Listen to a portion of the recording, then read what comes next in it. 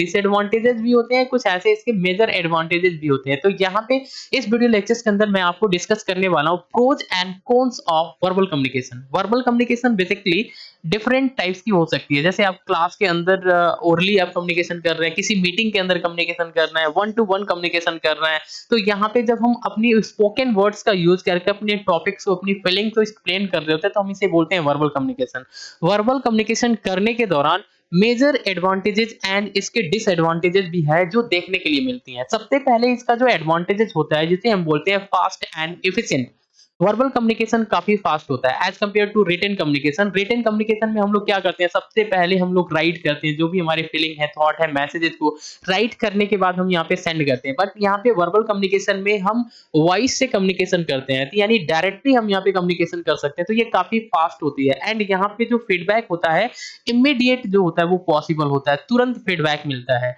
जैसे मान लीजिए कि एक डॉक्टर जो है इमरजेंसी के केस में नर्स को इंस्ट्रक्शन दे रहा है। सेकेंड हमारा एडवांटेज है जिसको बोलते हैं clear expression of idea. Clear expression of idea मतलब ये है क्या कि अगर आप वर्बल कम्युनिकेशन कर रहे हैं तो वर्बल कम्युनिकेशन करने के दौरान हम लोग पिच है, जो टोन्स है, इम्फासिस है, इन सब का हेल्प लेकर हम लोग अपनी मैसेजेस को एक्यूरेटली शेयर करते हैं। फॉर एग्जांपल, जो एक टीचर है अपने टॉपिक को या अपनी कॉन्सेप्ट को क्लास के अंदर एक्सप्लेन कर रहा है, तो ये वॉइस मॉड्यूलेशन जो होता है वो यूज करता है, जिससे होता है क्या है कि वो कभी अपनी वॉइस को तेज रखता है, कभी अपनी वॉइस को जो होता है वो स्लो रखता है। इससे क्या होता है, स्टूडेंट जो होते हैं कम्युनिकेशन में बाइंड होते हैं। तो ये इसके मेजर एडवांटेजेस हैं। इसके बाद हमारा यहाँ पे होता है इमीडिएट फीडबैक। तो यहाँ पे वर्बल कम्युनिकेशन के अंदर इमीडिएट फीडबैक जो होता है वो पॉसिबल होता है। जैसे अगर आपने वर्बली कम्युनिकेशन कर रहे हैं किसी क्लास के अंदर, किसी क्वेश्चन को लेकर के क्लेरिफाई कर रहा है, तो यहाँ पे स्टूडेंट के अंदर अगर कोई डाउट होता है तो वो तुरंत क्लेरिफाई करता है, यानी क्वेश्चन जो है वो आपसे पूछता है।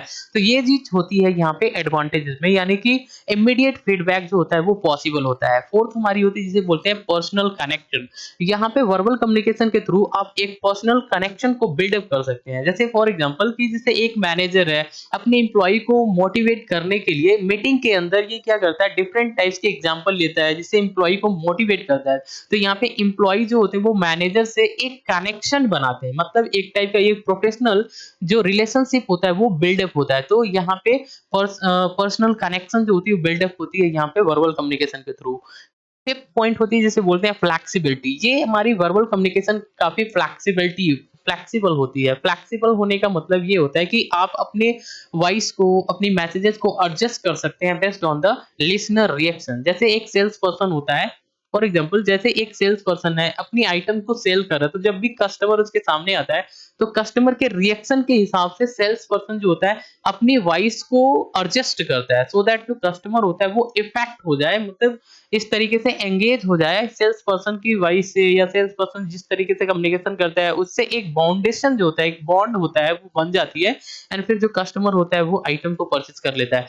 तो ये चीज आपका यहाँ पे ओरल कम्युनिकेशन के अंदर देखने के लिए मिलता है। हम अपनी वॉइस को एडजस्ट कर सकते हैं based on the listener reaction. इसके जितने भी एडवांटेजेस होते हैं इसके हिसाब से यहाँ पे कुछ मेजर डिसएडवांटेजेस भी होते हैं। सबसे पहली हमारी होती है जिसको हम बोलते हैं नो परमानेंट स्टोरेज। तो यहाँ पे अगर आप यहाँ पे वर्बल कम्युनिकेशन का यूज करके कम्युनिकेशन कर रहे हैं, तो जो भी हम कम्युनिकेशन कर रहे हैं, जिस भी टॉपिक को हम एक्सप्लेन कर रहे होते हैं, इसका कोई भी रिकॉर्ड नहीं होता है, मतलब इसका कोई भी स्टोरेज अवेलेबल नहीं होता है।